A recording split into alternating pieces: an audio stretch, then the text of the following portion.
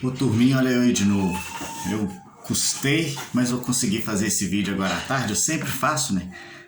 Antecedendo a avaliação. Aquele que me segue aí vai ter algumas informações que são muito legais. Eu acho que pode te ajudar. Por quê? Porque eu vou olhando aqui diretamente da nossa avaliação, isso com o intuito de te orientar aí nos seus estudos. Eu enviei, né, tudo aquilo que você tem que estudar. Siga a risca, leia o livro indicado e vocês já vêm fazendo essa leitura com muita qualidade e certamente vocês vão se dar muito bem.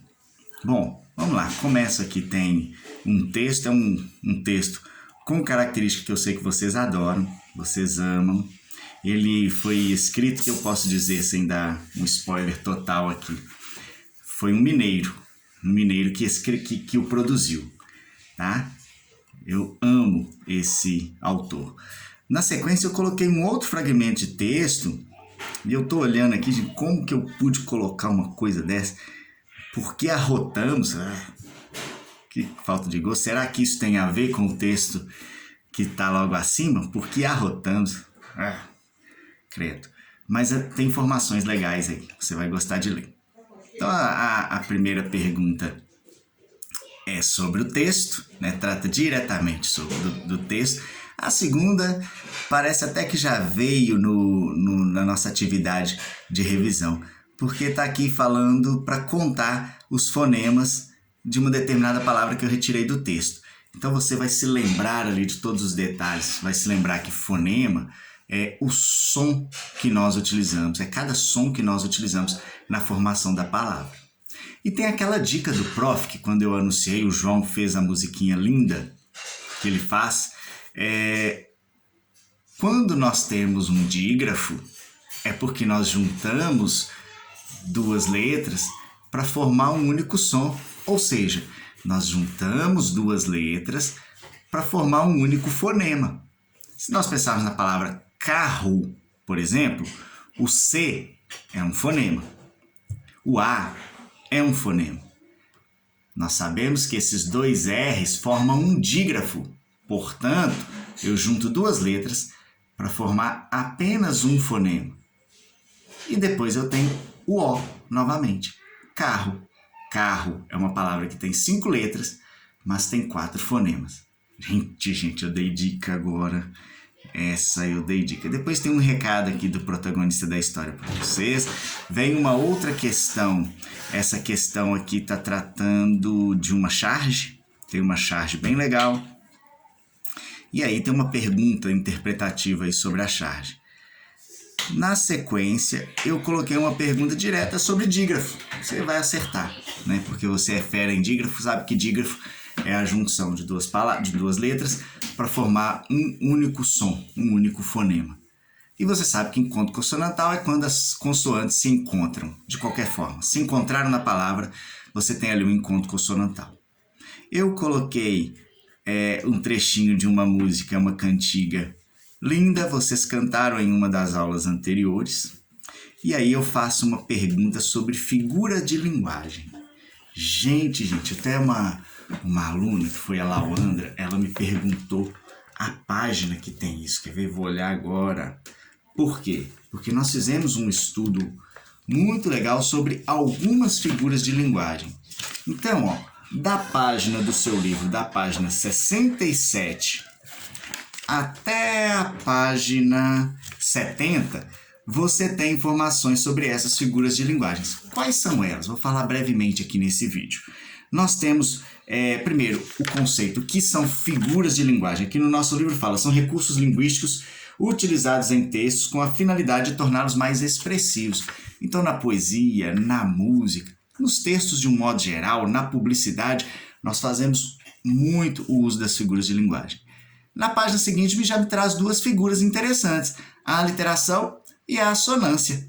Quando eu falo de aliteração, eu estou tratando da repetição dos sons consonantais. A aliteração é quando eu tenho uma consoante que se repete várias vezes. O exemplo que nós falamos várias vezes na sala de aula foi: o rato roeu a roupa do rei de Roma, a rainha Ruiz resolveu remendar. Olha a repetição da letra R, isso é uma aliteração. A assonância é a repetição do som vocálico. quando eu tenho vogais se repetindo diversas vezes em um verso, em uma música ou algo assim. Então, por exemplo, aqui um texto que tem assonância. O sapo saltou a sala junto com a arara daquela ala. Eu falei muitas coisas aí repetindo a vogal A. Então, a presença aí de uma assonância. Depois eu tenho inversão, que também é conhecido como hipérbato. Essa figura de linguagem, ela tem uma ideia de quando nós temos termos, né, na frase, eles são dispostos em uma sequência assim, invertida. Temos uma mania de falar as coisas assim, ó. Por exemplo, você é meu aluno lindo. Aí eu vou e inverto. Eu passo a dizer assim, você é meu lindo aluno. Isso é uma inversão. Eu passei a colocar o adjetivo antes do substantivo. Tudo bem? E ainda tem metáfora e comparação. Metáfora quando nós utilizamos uma palavra fora da sua função tradicional. Eu digo assim, seus olhos, os olhos brilhando, os olhos radiando luz. A sua fala é um arco-íris na minha vida. A sua fala é linda, mas não é arco-íris. Arco-íris é outra coisa, dar nome é outra coisa. Nesse caso, eu tenho uma metáfora. E ainda a comparação, a marquinha daquela palavrinha, né? O como, assim como outras, tal qual, semelhante a, que nem, igual a. Essa palavra é marca de comparação. Você é gentil como o seu pai. Então, como fez aí um ato de comparação. E por último, essa que vocês não errariam nunca, que é, por último não, penúltimo, tá? Porque tem mais um importantíssimo, é a personificação ou prosopopeia. Isso é muito típico das fábulas, é quando um ser que não é humano exerce ações humanas, ou quando um ser inanimado exerce ação humana ou ação de um outro ser. É como se eu dissesse assim, a panela da minha casa está gritando. A panela não grita, gritar é uma ação humana, não de panela. Eu já ia deixando de dizer da antítese, tá? Aquelas ideias contrárias. Então, no mesmo verso, na mesma frase, na mesma poesia, eu tenho palavras totalmente opostas. É como se eu dissesse assim, o dia e a noite são importantes. Dia é o contrário de noite. A vida e a morte fazem parte do nosso ciclo. Vida é o oposto de morte.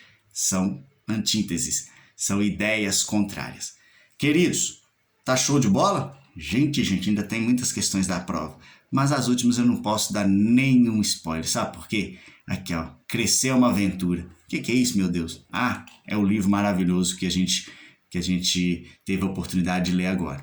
Aí eu tenho uma questãozinha aqui ainda sobre ortografia, então é saber se as palavras estão escritas corretamente, isso aí vocês irão acertar em cheio. E por último, tem uma questão de interpretação de mais um pequeno texto. Maravilhoso, gente, conta pra mim. Essa prova vai estar muito fácil ou não? Eu acho que esse sexto ano vai arrebentar. Vocês são nota 10, 15, 20, 30, 40, 50. Grande abraço para vocês. Até a próxima.